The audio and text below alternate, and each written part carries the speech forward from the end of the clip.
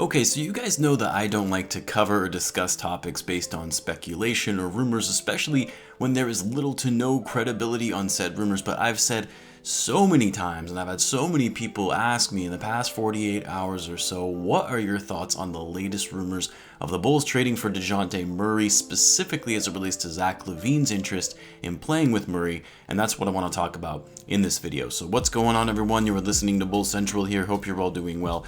Real quick, guys, as I'm sure most of you know, tomorrow is Hot Takes Wednesday, where I feature and react to your Bulls hot takes, so feel free to leave any takes that you have in the comments below, and I'll try to include it in tomorrow's video. Also, if you missed my video from yesterday, I uploaded a one-on-one interview I had with the Bulls beat writer Casey Johnson, where we discussed this past season, the latest on the Bulls offseason, and the expectations going into next season. It was really a pleasure being able to chat with someone as experienced as Casey in the field of reporting on Bulls basketball. So feel free to check it out in case you missed it. I'll leave a link to it in the description as well as on the end screen of this video. But now that we got that out of the way, let's talk about the topic at hand. So there have been some chatter, although very little chatter, that was going on towards the end of the regular season, right before the playoffs had started, about Dejounte Murray being a potential fit or option for the Bulls at the point guard position. Of course, the talk of the Bulls really this whole season has been around what are the Bulls going to do to upgrade at the point guard position. And of course, the prominent names that were discussed were among those of Lonzo Ball, Spencer Dinwiddie, and then of course more pie in the sky options like Kyle Lowry, Mike Conley, or Chris Paul.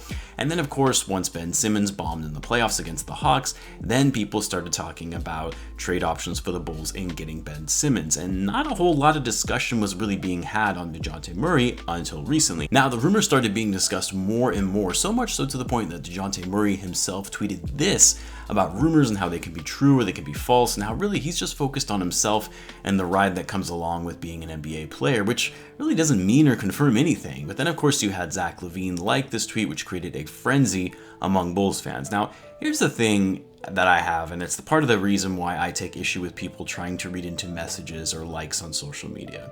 You know, are the players sometimes intentionally trying to make cryptic messages or posts on social media to be vague and keep people guessing or stirring rumors and controversy? Sure, they do that from time to time, but more often than not, it doesn't mean anything, and they're just talking. And when a player likes a given comment, it more often than not doesn't mean anything either, because the NBA as a whole is a brotherhood. The guys are friends and they like each other's comments, posts, pictures, tweets all the time.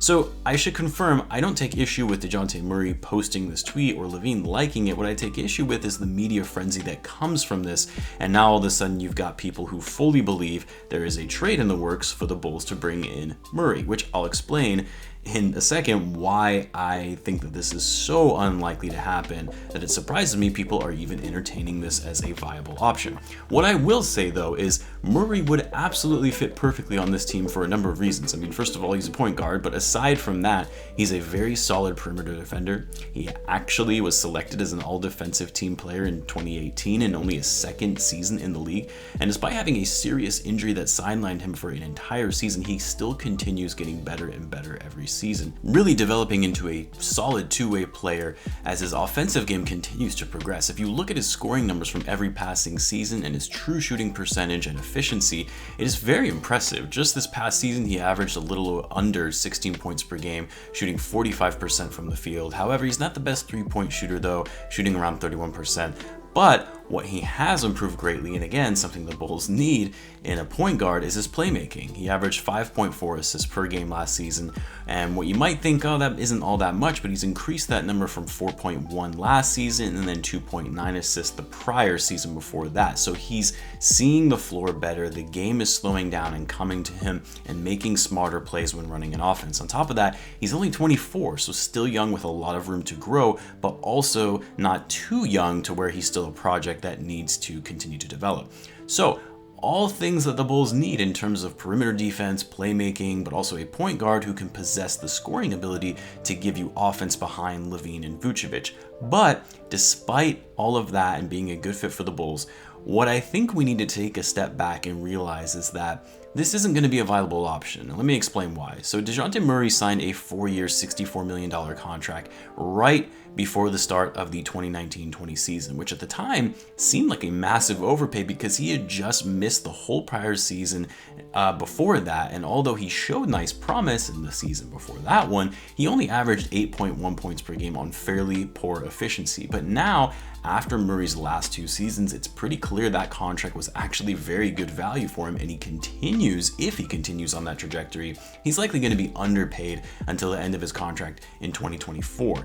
Next season, he'll be making $15.4 million, which for someone of his age and his production is actually a very favorable contract for the Spurs. So because he's an up-and-coming player who still hasn't hit his prime yet, and he's on a cheap contract for his level of play, why would the Spurs trade him unless they're going to be getting significant value for him in return? Because it's not like they're just going to be trading away a good player. They're also trading a good player on a very, very team-friendly contract that could give them a lot of cap flexibility. Now, I've seen some folks on Bulls Twitter say that the Bulls could do a sign and trade for Lauri Markkanen for Dejounte Murray. Like, in what world would the Spurs ever agree to that? First of all, if they really wanted Markkanen, they could just make him an offer as a restricted free agent and not have to give up anything for him. And if the Bulls said, well, we're not going to match unless you want to trade for him, they could just say, no thanks, we're not doing that, we're not giving up assets to get Markkanen. But even if they really wanted Markkanen that badly and were willing to do a sign and trade, they're not going to do it for one of their best players and an up-and-coming talent, for Lauri Markkanen. So for the Spurs, in order for them to give up Dejounte Murray, they're going to want a sizable haul for him in return. Like, you're talking about a sign and trade for Markkanen, Kobe White, maybe even a second rounder, Thaddeus Young, which in my view probably isn't worth it at that point. Or Murray straight up for Patrick Williams, which again, I don't think is worth it if you're the Bulls because of the potential of Patrick Williams. And even then, I don't even know if that might actually get it done, because Williams, I mean, we talk about his potential and how great he could be, which I still believe that potential is there, and I think it will be realized in the coming years. But at the same time, it's uncertain. He's 19 years old, and you don't know how he's going to develop into this league, whereas Dejounte Murray has already shown he is a capable player in the NBA with future star potential. So I hate to be negative and burst Bulls fans' bubble on this one, as I know a lot of you guys in the comments were getting really excited about this, asking me to make a video on it, but this trade isn't going to happen. Not because of the Bulls. I'm sure our tourists would jump all over this if they could get a trade for Murray for Markkanen, but no, this is more so that it's not going to happen because of the Spurs. The Spurs see a lot of potential and value in this kid, especially on his cheap contract that they were able to get him to sign because he was coming off a major injury at the time that the deal was made. They're not going to move him for nothing. And guys, Zach liking this tweet doesn't mean anything. Like, I get that it's fun to speculate and trying to figure out hidden meaning behind these interactions that go on through social media from players, but at the end of the day, these often turn out to be non-stories. And if there's anything we've learned from this new front office,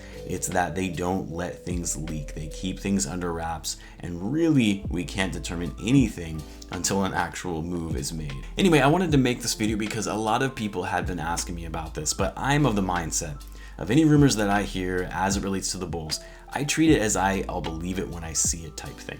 But let me know what you guys think in the comments though. Do you think there's any credibility to these trade rumors involving the Bulls and Dejounte Murray? Let me know in the comments, and as always, be sure to subscribe as I post daily Bulls content. Be sure to check out my interview with Casey Johnson. If you missed it, I'll leave it linked right here at the end of the video. And then thanks again for tuning in, guys, and I will catch you in the next one.